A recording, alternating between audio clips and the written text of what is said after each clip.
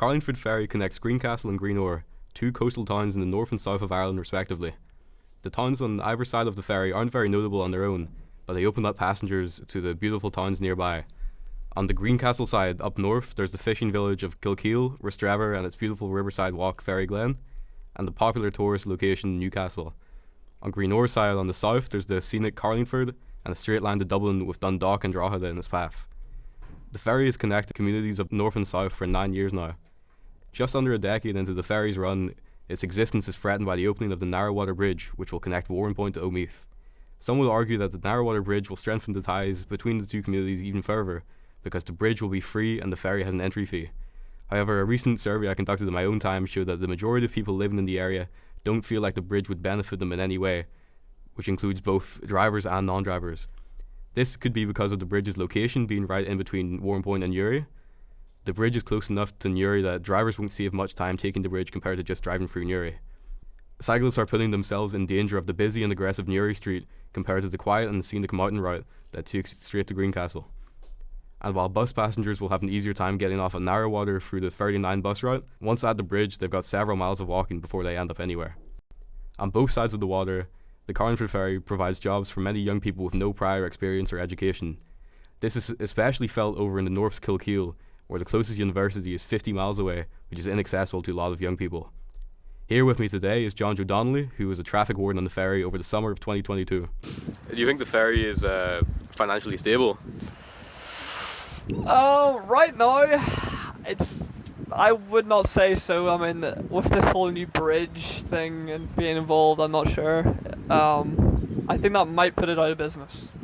Do you think the creation of the bridge will be a good thing for the local community, or will it be for the worse?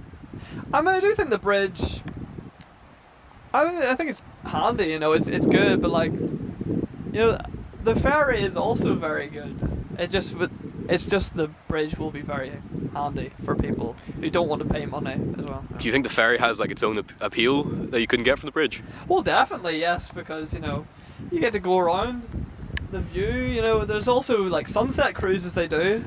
That's another thing, so. Did you have any, stories from people on the ferry, being difficult? Well, not many. I'm trying to think. This is a true story. I had this guy come up every time I was on shift, and he would always come up with cartons of empty cartons of milk. I said, "Can you go down to the sea there and fill these up with water?" I don't know what he was doing with these, but he really wanted me for some reason to go down to the sea and collect water for them. Did he work there? No, he's just a guy. Was it always you? It's always me. He just talked to me. There's this guy just sat there, just freeing it. Just came up and just like, fill these up for me here, would you, lad? I was like, okay. So I went in, I filled them, I was like, yes, a good lad. And then move on to the next day, it'd be the same thing. So yeah, that was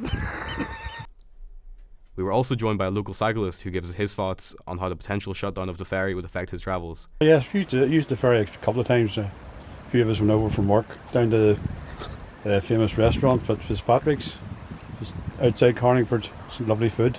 And we went over with the family. We cycled from Annalong up to here, and then took the ferry across in the summertime. Nice experience, bit of food, and some are completely different. Carlingford's some are completely different. Do you wish that the south was more accessible to us than it currently is? I definitely do, yeah. I think the ferry's an essential part to that, because it's only across the water there, but it's like a completely different country when you go down into Carlingford, like Carlingford there. And it should be more accessible. With this bridge coming up in Warrenpoint will be a good way just to get straight down into there, but still the ferry makes an awful difference there when you go out round. It's actually a nice wee trip going across, never mind when you get there. The destination is not always as good as the journey. How do you think cycling over through the ferry would be compared to cycling all the way up to Warrenpoint? Well, definitely a lot easier. 'cause from Along to here is about 9 mile.